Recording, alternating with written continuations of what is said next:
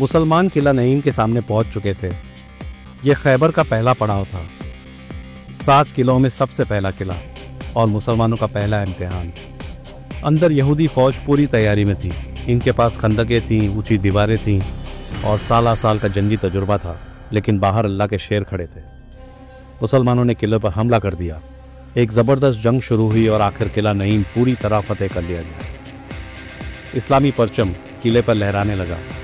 अब बारी थी किला नता की। इसको भी आसानी से मुसलमानों ने फतेह कर लिया और एक के बाद एक सारे किले इसी तरह मुसलमानों के कब्जे में आते चले गए। अब सिर्फ आखिरी किला बाकी रह गया था, किला कमूस, सबसे मजबूत, सबसे मगरूर और सबसे मुश्किल। इस्लामी फौज ने कई बार कोशिश की, कई दफ़ा किले की मजबूत दीवारों से टकराए, लोहे के गेट को तोड़ने की कोशिश की, मगर यह गेट कोई मामूली गेट नहीं था। ये 10 फीट लंबा लकड़ी और लोहे का बना हुआ वजनी गेट था, जिसे खोलने और बंद करने में 40 लोगों की ताकत की ज़रूरत पड़ती थी। सबसे पहले हज़रत अबू बकर सिद्दीक ने कोशिश की और वो बहुत कोशिश के बाद नाकाम वापस आ गए। फिर कोशिश की हज़रत उमर रज़ी अल्लाह ताला अन्हु ने, वो भी वापस आ गए।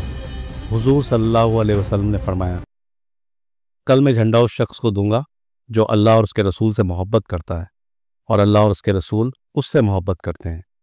अल्लाह उसी के हाथों में फतेह देगा। फौज में बातें शुरू हो गई। लोग सोचने लगे कि यहाँ किसकी बात हो रही है। हज़रत अली रज़ी अल्लाह ताला अन्हु का नाम लोगों के दिमाग में इसलिए नहीं आया कि आप बुखार में मुब्तला थे, आंखों में सख्त तकलीफ थी और तबीयत ख़राब होने की वजह से आप बहुत परेशान थे। अगली सुबह हुजूर सल्लल्लाहु अलैहि वसल्लम तशरीफ़ लाते हैं।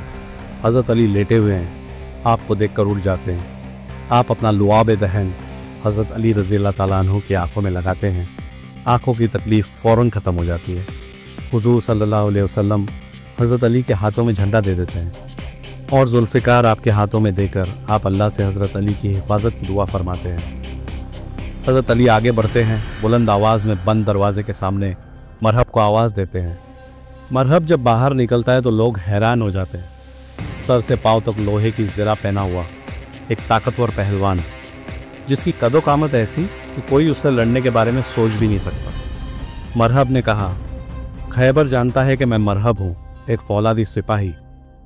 हज़रत अली फरमाते हैं, मैं वो हूँ जिसकी माँ ने उसका नाम हैदर रखा है। लड़ाई शुरू होती है। मरहब वार करता है, हज़रत अली अपने आप को बचाते हैं। काफ़ी देर तक तलवारें टकराती हैं और आखिर हज़रत अली एक दाव लगाते हैं जिससे उनकी जुल्फ़िकार मरहब के सर से टकराती है और एक ही झटके में मरहब का सर उसके जिस्म से अलग हो जाता है।